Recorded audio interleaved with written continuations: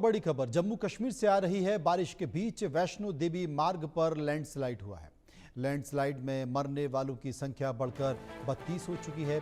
अर्धकुंवारी के पास बचाव अभियान अब भी जारी है। आपको बता दें कि लोगों को सुरक्षित स्थानों पर फिलहाल पहुंचाया गया है और वहां पर उनको रसद भी उपलब्ध कराई जा रही है। असल में कटरा, जम्मू तवी, पठानकोट रेलवे स्टेशनों पर हेल्प डेस्क भी शुरू की गई है और लोगों को उनके गंतव्य स्थान यानी कि उनको घर तक भेजे जाने की व्यवस्था की जा रही है। सेना इसमें लगी हुई है, अर्धसैनिक बलों को भी लगाया हुआ है। स्थानीय लोग भी बढ़ चढ़कर लोगों की मदद कर रहे हैं। असल में जम्मू कश्मीर में इन दिनों काफ़ी दर्द देखा जा रहा है। एक तरफ बारिश, बाढ़, बादल फटने से घटनाओं ने तबाही मचा रखी है तो दूसरी तरफ लैंडस्लाइड से हाल बुरा है। कटरा स्थित माता वैष्णो देवी रूट पर मंगलवार को अचानक हुए लैंडस्लाइड में अब तक 32 लोगों की जान जा चुकी है। यात्रा रूट पर अर्धकुंवारी के पास चट्टान, पेड़ और पत्थर ढलानों से नीचे गिरने से यह हादसा हुआ है। मरने वालों में ज्यादातर तीर्थयात्री शामिल हैं। अर्धकुंवारी स्थित इंद्रप्रस्थ भोजनालय के पास मलबे में दबे लोगों को निकालने के लिए बचाव दल जुटे हैं। अभी भी कई लोगों के मलबे में फंसे होने की आशंका व्यक्त की जा रही है।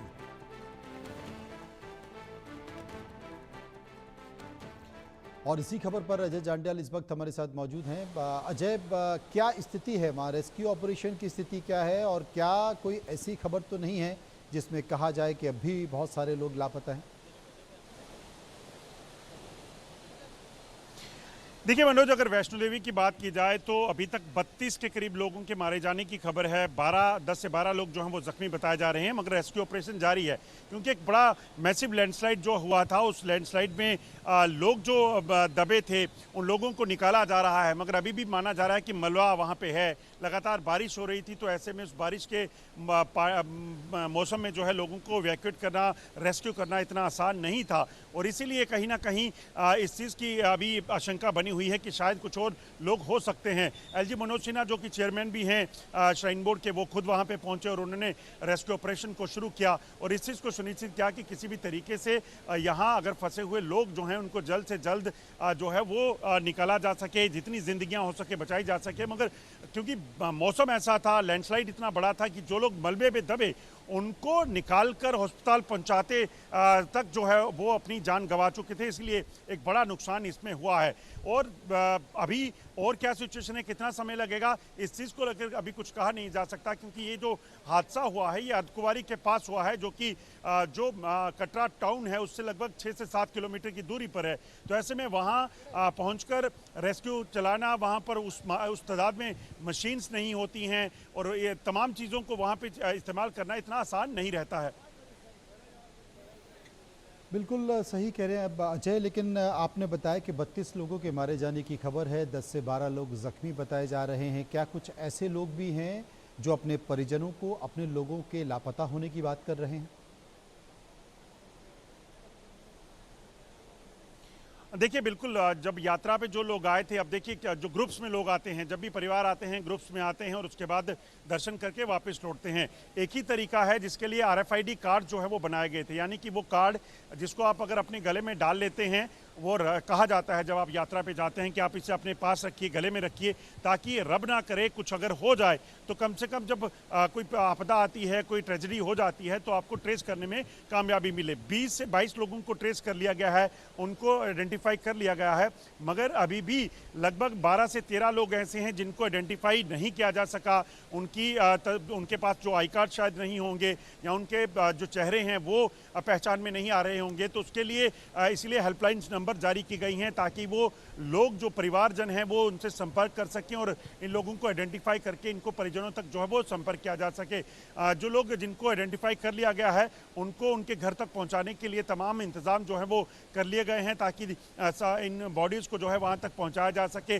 मगर अभी भी कॉल्स आने का सिलसिला जारी है। जो श्राइन बोर्ड का कंट्रोल रूम बना हुआ है, क्योंकि कई लोग जो हैं अपने घरों से, जिनके परिवारजन जहाँ दर्शनों के लिए आए थे, क्योंकि पिछले 3 दिनों में जो बारिश हुई तो मोबाइल कनेक्टिविटी टूट गई, तो ऐसे में मोबाइल कनेक्टिविटी नहीं होने के कारण लोगों का घरों में संपर्क नहीं हुआ, तो हर कोई चिंतित है। तो इसलिए मल्टीपल जो हेल्पलाइन नंबर जो हैं वो जारी किए गए हैं जिस पर लोग संपर्क कर रहे हैं ताकि वो अपने लोग परिजन जो यहाँ दर्शन करने के लिए आए थे, कटरा आए थे, उनके बारे में जान सकें।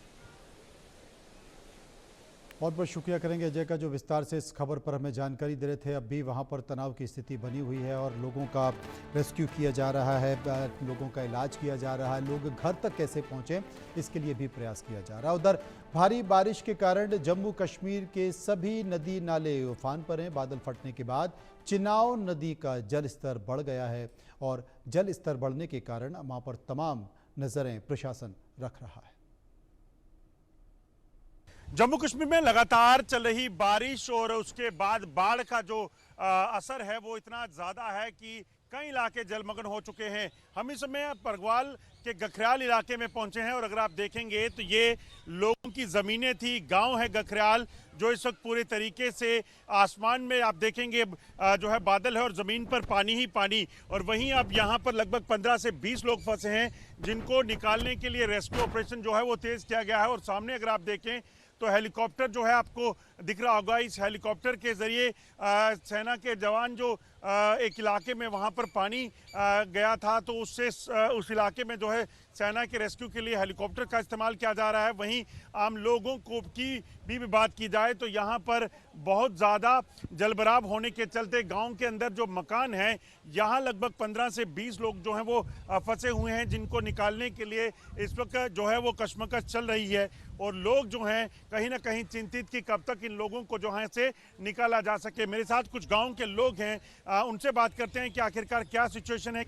ये जमीन ही है लोगों की, दरिया तो पारली साइड में था, सारा उधर बांध टूट गया ना, उसकी वजह से सारा पानी इस साइड आया है। कितने घर हैं आगे, कितने लोग हैं जो फंसे हुए? लोग तो बहुत है, कुछ निकल आए हैं, कुछ एक एक दो आदमी उधर ही अब आ रहे हैं, कुछ पीछे हैं, हेलीकॉप्टर द्वारा निकाल रहे हैं उनको। कितने अभी मैं देख रहा हूँ एनडीआरएफ की टीम भी यहाँ आई है? हाँ, पहले की सुबह की आई हुई है, वो 8 बजे से तो चल रहा है ऑपरेशन? हाँ, ऑपरेशन चल रहा है। कितने लोग हैं कोई बता? पहले फोर्स को निकाला ना उन्होंने, जो बॉर्डर पे फोर्स फंसी हुई थी, वो भी चनाब के किनारे में है, अंदर पूरी घुसी हुई, वहाँ से निकाला उनको, तो अभी ये लोग निकाल रहे हैं। खरियाल गांव का इलाका है, मगर अचानक से जो जलस्तर बढ़ा उसके बाद एक बांध टूटा और बांध टूटने के बाद ये पानी जो है उसने कटाव शुरू किया और उसके बाद ये गांव के भीतर आया। और आप देखेंगे कि कई घर जो हैं इस वक्त जलमग्न हो चुके हैं, डूब चुके हैं और उनमें छतों पर बैठे हुए लोगों को बचाने के लिए इस वक्त जो है वो एनडीआरएफ की टीम जो है वो यहाँ पे आई है। मैं आप तस्वीरों में आपको बताऊं कि एनडीआरएफ की टीम जो है वो भी यहाँ पहुँची हैं और वो रेस्क्यू ऑपरेशन के लिए लगातार लगी हुई हैं ताकि ज़्यादा से ज़्यादा और जल्द से जल्द लोगों को यहाँ बचाया जा सके। वहीं एक और खबर है, रेड अलर्ट जारी किया गया है। हिमाचल में बारिश ने तबाही मचा दी है। कुल्लू मनाली से लेकर मंडी तक बारिश का कहर देखा गया है। मनाली में घर, रेस्टोरेंट और दुकानें बह चुकी हैं। ब्यास नदी में ये सब समा चुके हैं। इसके साथ साथ ट्रक, कार और पिकअप वाहन भी ब्यास नदी में बह चुके हैं। हिमाचल में जो नेशनल हाईवे है वो नेशनल हाईवे की 677 सड़कें अब तक बंद की जा चुकी हैं। आपको बता दें कि हिमाचल में भी बाढ़ बारिश ने तबाही मचा रखी है और बाढ़ बारिश की तबाही इस कदर ज़्यादा है कि जो नेशनल हाईवे 3 है उसकी 677 सड़कें बंद कर दी हैं। लोगों को बोला गया है कि आप इन सड़कों से आवाजाही बंद कीजिए क्योंकि यहाँ कभी भी किसी भी तरह की कोई भी दुर्घटना नहीं हो सकती। एक वीडियो हम आपको दिखा रहे हैं। इस वीडियो में देखिए कि NH 77 की एक सड़क जिस पर पिकअप खड़ी हुई थी, गाड़ी खड़ी हुई थी, बोलेरो गाड़ी खड़ी हुई थी और सड़क जो थी, सड़क के नीचे की ज़मीन में जो कटाव है वो इस तरह हो गया कि वो कटाव से मिट्टी भी बह गई और पूरी की पूरी सड़क चली गई और ये जो बोलेरो जीप है वो भी पानी में, दरिया में बह गई, जैसा कि तस्वीरें देख सकती हैं। तमाम ऐसी गाड़ी हैं, तमाम ऐसे पुल पुलिया हैं, तमाम ऐसी सड़कें हैं जो इस वक्त मनाली में, हिमाचल में इस तरह नदी के बहाव में बह रही हैं और नदी का बहाव किस तरीके से रुद्र रूप ले चुका है वो आप तस्वीरों में देख सकते हैं।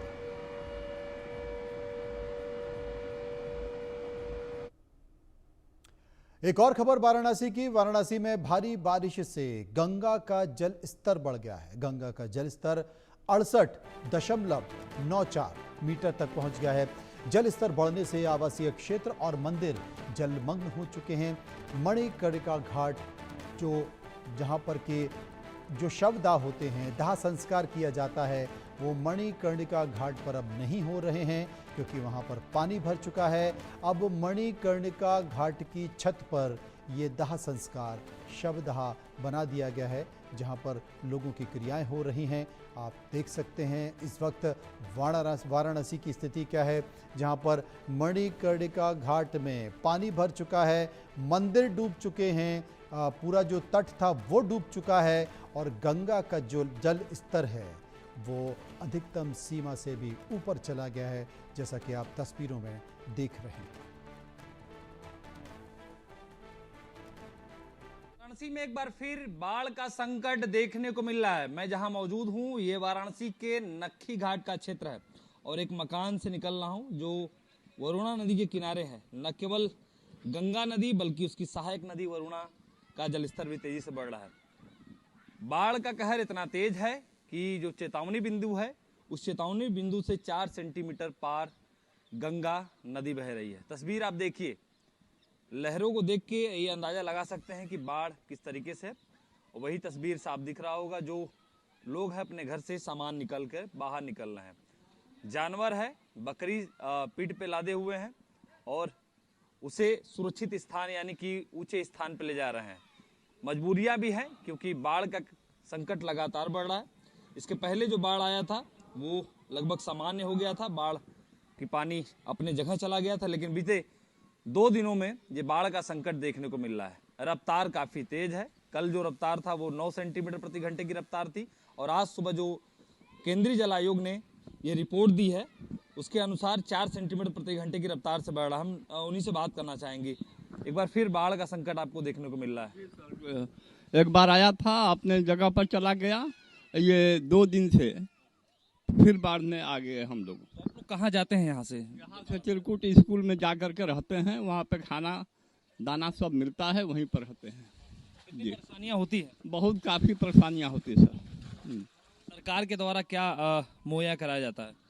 सरकार के द्वारा मुहैया यही कराया जाता है कि खाना पीना मिल जाता है। आप लोग जरूरी सामान सब निकाल चुके हैं? जी हाँ। तो देखिए, सामान लोग बाहर निकाल चुके हैं और घर से ऊंचे स्थान यानी कि जो सरकार के द्वारा स्थान दिया गया है वहाँ पे जा रहे हैं। बगल में चित्रकूट स्कूल है, वहीं पे स्थानीय लोग रहते हैं और ये लोग भी अपना सामान लेकर वहीं जा रहे हैं। यही वजह है कि घाट का जो संपर्क है वो टूट चुका है। लगभग 84 घाटे डूब चुके हैं और जो चिताएं हैं वो मणिकर्णिका घाट पर छत पे जलाए जा रहे हैं और हरिचंद घाट पे गलियों में चिताओं को जलाया जा रहा है। अब दुश्वारियां एक बार फिर काशी के लोगों के पास आ खड़ी हुई है। चाहे वरुणा नदी हो चाहे गंगा नदी हो, किनारे रहने वाले लोग अब पलायन को मजबूर हो रहे हैं। आकाश यादव, इंडिया न्यूज, वाराणसी। उधर यूपी के कई जिलों में भारी बारिश से बाढ़ जैसे हालत बन गए हैं। प्रयागराज में गंगा और यमुना पिछले 2 महीने से चौथी बार उफान पर है। 12 मोहल्लों में पानी घुस गया है। 450 से अधिक घर डूब चुके हैं। इनके अलावा 3 लाख से ज्यादा की आबादी पर बाढ़ का खतरा मंडराने लगा है। गंगा का जलस्तर 80.82 मीटर तो यमुना का जलस्तर 82.85 मीटर रिकॉर्ड किया गया।